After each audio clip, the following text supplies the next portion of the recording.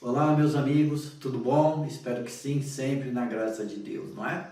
Estamos aqui para dar continuidade aos nossos bate-papos sobre mediunidade, o que você precisa saber. Hoje nós já estamos no tema 91, que vai perguntar o seguinte: é isso mesmo que eu estou vendo?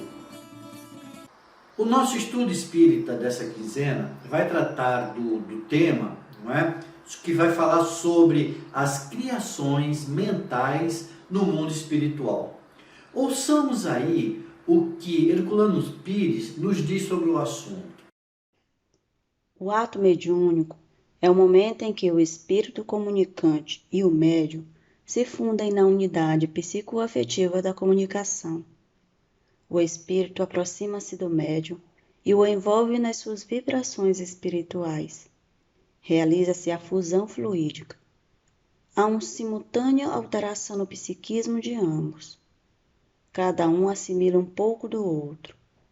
O ato mediúnico natural é esse momento de síntese afetiva em que os dois planos da vida revelam o segredo da morte.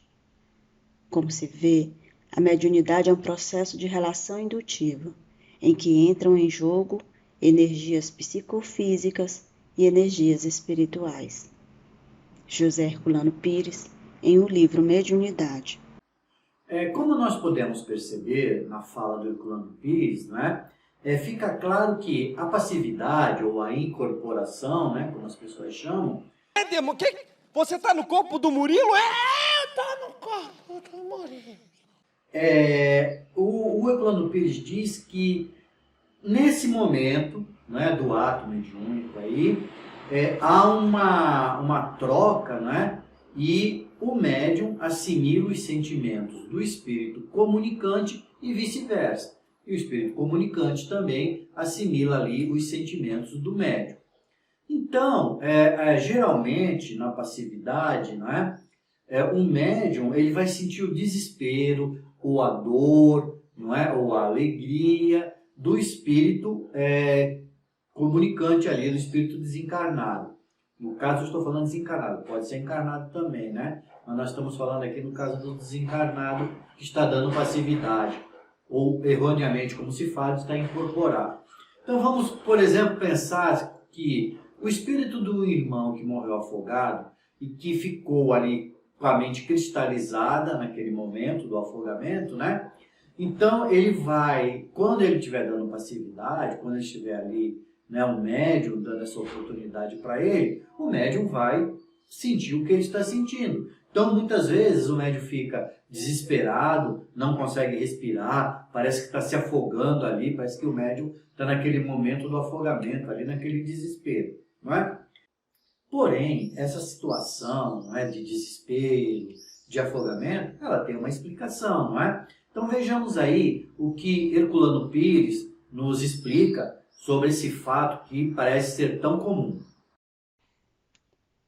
Numa sessão, os médiuns sentados ao redor da mesa, os doutrinadores apostos, espíritos sofredores, sob controle dos orientadores espirituais, são aproximados de médiuns. Não há beleza nem serenidade nos espíritos comunicantes. Há desespero e dor. Os médiuns sentem-se inquietos e a aproximação dos comunicantes é incômoda, desagradável. As vibrações perispirituais são ásperas e sombrias e transtornam a fisionomia dos médiuns, pois as criaturas recusam-se a compreender a realidade negativa em que se encontram. José Herculano Pires, em o livro Mediunidade. Bom, conforme eu falei, parece ser tão comum, mas o fato dele ser comum não quer dizer que ele seja uma norma, né? Ou uma regra de comportamento dos espíritos e do médium, uma regra pré-estabelecida.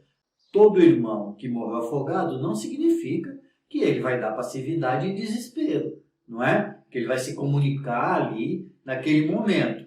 Isso a gente observa porque às vezes, mesmo o irmão tendo morrido afogado, não é? O médium dá passividade de forma calma, tranquila, né? E quase sem sofrimento. Por que isso acontece? Porque o espírito que está se comunicando, ele sabe da sua condição de desencarnado e sabe ali, não é, que aquele momento que ele se afogou, que ele desencarnou, que está na mente dele, é só uma sensação. Aquilo não é uma realidade, não é? Então, trata-se apenas de uma ilusão. Quando o espírito tem noção disso, ele dá passividade, né? Tanto sendo encarnado como desencarnado, sem sentir, não é, aquele momento, certo?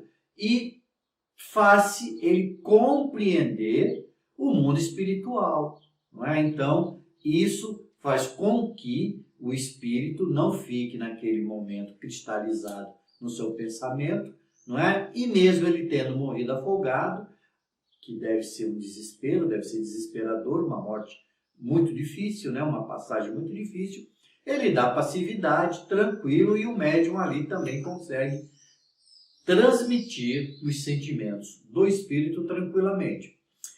Allan Kardec, ele tem uma história muito interessante que elucida, que ilustra esse momento aí, né?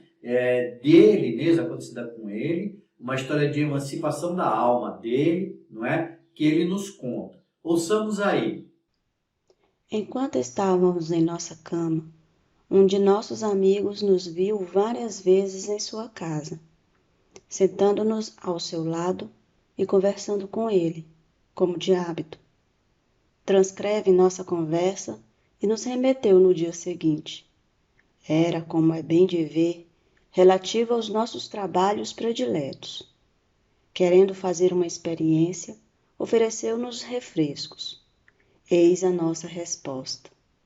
Não tenho necessidade disto, porque não é o meu corpo que está aqui. Bem sabeis que é assim. Não há necessidade de vos dar uma ilusão. Allan Kardec, em Revista Espírita de fevereiro de 1859. Vocês viram na história que quando o amigo dele oferece o refresco, ele diz que não precisa, porque ele não precisa mostrar uma ilusão para o amigo? Por que isso? Porque Kardec, mesmo encarnado, estando ali desdobrado ou emancipado, não é? Ele tinha plena noção de que ele estava no mundo espiritual, por conta do estudo que ele vinha realizando, né? E que ele tinha já essa noção que os irmãos desencarnados já tinham explicado para ele. Por isso que ele falou que aquilo era uma ilusão, que ele não precisava mostrar para o amigo dele, né? Que ele ia beber uma ilusão. Então, disso a gente tira o quê? Que todos os nossos vivenciamentos no mundo espiritual, eles estão ligados aos nossos pensamentos, aquilo que a gente imagina ser. Então a gente tem que estudar, não é? Procurar conhecer o mundo espiritual, procurar nos conhecermos para não vivermos essas ilusões ou perpetuarmos essas ilusões. Assim, meu caro amigo, se você sonhar que você está numa picanharia, Noite foi acorda, Pedrinho, que hoje tem campeonato, vem dança. com o preço da picanha hoje, lembre-se, provavelmente é uma ilusão, tá bom? Muito obrigado a todos, uma boa quinzena, fiquem todos com Deus e sempre lembrando, mediunidade é uma relação de amor e de fraternidade. Tchau, pessoal.